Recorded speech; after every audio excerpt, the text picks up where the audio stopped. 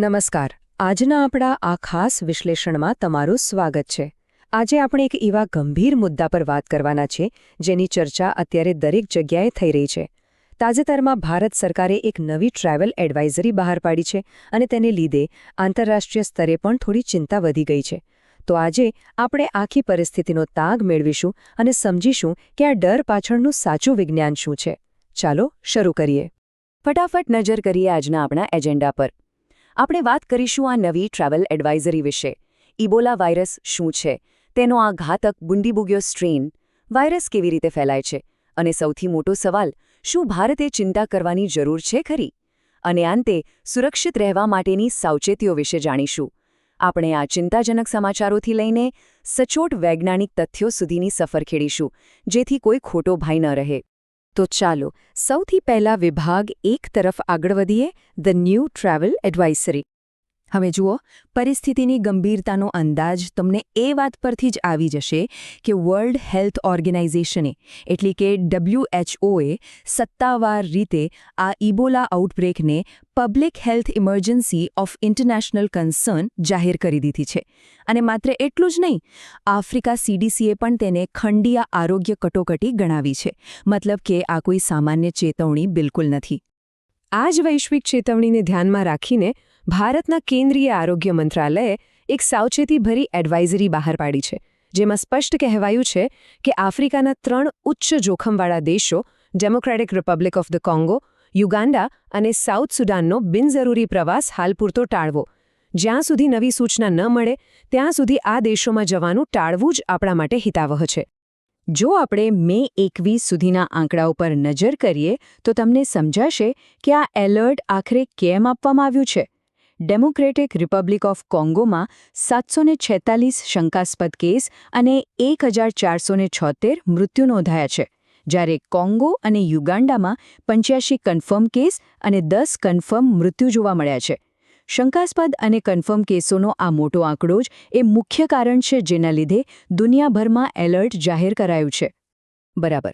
તો આ ચિંતાજનક આંકડાઓ જોયા પછી હવે આપણે વિભાગ 2 તરફ આગળ વધીએ, ઇબોલા વાયરસને સમજવો. આપણે ખરેખર કઈ બીમારીનો સામનો કરી રહ્યા છીએ તે જાણવા માટે તેનો ઇતિહાસ અને વિજ્ઞાન સમજવું બહુ જરૂરી છે. આખી પરિસ્થિતિ સમજવા માટે તમારે એક શબ્દ સમજવો પડશે: ઝૂનોટિક ડિઝીઝ. આ એવી બીમારી છે જે જંગલી પ્રાણીઓમાંથી સીધી મનુષ્યોમાં ફેલાય છે. હકીકત તો એ છે કે ઇબોલા જેવા વાયરસ સદીઓથી પ્રાણીઓમાં હતા જ, પરંતુ જેમ જેમ આપણે જંગલો અને વન્યજીવોની દુનિયામાં દખલગીરી વધારી તેમ તેમ આવા વાયરસ આપણી એટલે કે માનવ વસ્તીમાં પ્રવેશતા ગયા. જરા આ ટાઈમલાઈન જુઓ. વર્ષ 1976માં આફ્રિકાની એક નદી છે ઇબોલા નદી. બસ તેના કિનારે જ પ્રથમ વખત માણસોમાં આ રોગની ઓળખ થઈ હતી. અને હા, એ નદીના નામ પરથી જ આ વાયરસનું નામ ઇબોલા પડી ગયું. ત્યારબાદ 2014થી 2016ની વચ્ચે આપણે ઇબોલાની અત્યાર સુધીની સૌથી મોટી અને ભયાનક મહામારી જોઈ.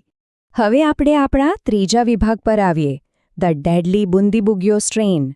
ઇબોલા કોઈ એક સિંગલ વાયરસ નથી, તેમાં અલગ અલગ પ્રકારો હોય છે, અને આ સમજવું આપણા માટે ખૂબ અગત્યનું છે.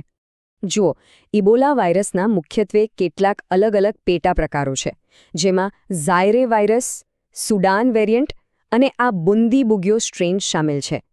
હાલમાં જે વૈશ્વિક સંકટ ચાલી રહ્યું છે ને, તે આ ત્રીજા એટલે કે બુંદીબુગ્યો સ્ટ્રેનને કારણે જ ઊભું થયું છે. અને સૌથી ચિંતાની વાત ખબર છે શું છે? આ બુંદીબુગ્યો સ્ટ્રેન એ સૌથી ઓછો અભ્યાસ કરાયેલો અને સૌથી વધુ ઘાતક પેટા પ્રકાર છે. આનાથી મૃત્યુદર બહુ જ ઊંચો રહે છે, કારણ કે આ એક ગંભીર વાયરલ હેમરેજિક ફીવર લાવે છે, એટલે કે એવો સખત તાવ જેમાં શરીરમાંથી રક્તસ્રાવ થવા લાગે છે, જે દર્દી માટે અત્યંત ખતરનાક સાબિત થાય છે.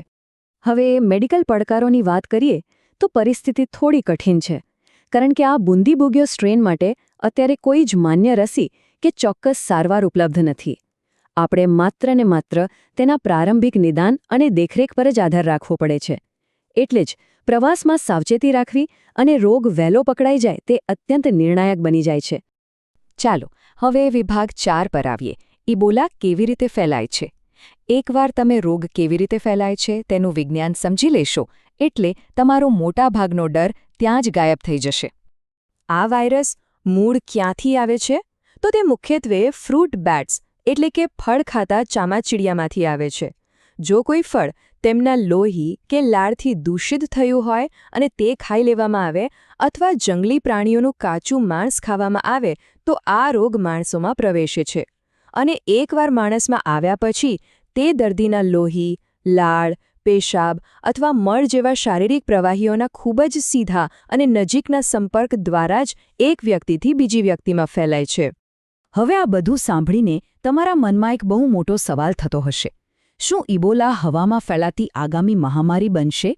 જ્યારે પણ કોઈ નવા વાયરસની વાત આવે ત્યારે સૌથી મોટો ડર આ જ હોય છે, સાચું ને? તો અહીં સમજવા જેવી સૌથી અગત્યની વાત એ છે કે ઇબોલા માત્ર લોહી, લાળ કે દૂષિત માંસના સીધા સંપર્કથી જ ફેલાય છે. તે હવામાં ફેલાતો રોગ બિલકુલ નથી અને તે શ્વાસ કે ઉધરસના ટીપા દ્વારા પણ ફેલાતો નથી. હવામાં સંક્રમણ ન થવાની આ હકીકત જ તેને ખૂબ જ મર્યાદિત રાખે છે, એટલે આ મુદ્દે તો રાહતનો શ્વાસ લઈ જ શકાય છે. આના પરથી આપણે આજના સૌથી અગત્યના સવાલ પર આવીએ છીએ. વિભાગ 5, શું ભારતે ચિંતા કરવી જોઈએ? ચાલો, હું તમને જણાવું કે શા માટે આપણે ગભરાવાની કોઈ જ જરૂર નથી. આ આંકડો જુઓ, 28,000. આ આંકડો એ 2014થી 2016ની મહામારી દરમિયાન થયેલા મૃત્યુનો છે. હા, આ એક ખૂબ જ મોટી અને ભયાનક દુર્ઘટના હતી, એમાં કોઈ શંકા નથી. પરંતુ આ ઇતિહાસ આપણને ભવિષ્ય માટે એક અગત્યનો પાઠ આપે છે. ભૂતકાળમાં આટલી મોટી દુર્ઘટનાઓ થઈ હોવા છતાં એ વાત નોંધવા જેવી છે કે આ આઉટબ્રેક હંમેશા અમુક મર્યાદિત વિસ્તારો પૂરતો જ સીમિત રહ્યો. તે ક્યારેય ગ્લોબલ પેન્ડેમિક ન બની શક્યો. કારણ બહુ સિમ્પલ છે. વાયરસ હવામાં ફેલાતો ન હોવાથી છેલ્લા 50 વર્ષમાં તે આખી દુનિયામાં બેકાબૂ બનીને ક્યારેય પ્રસરી શક્યો નથી.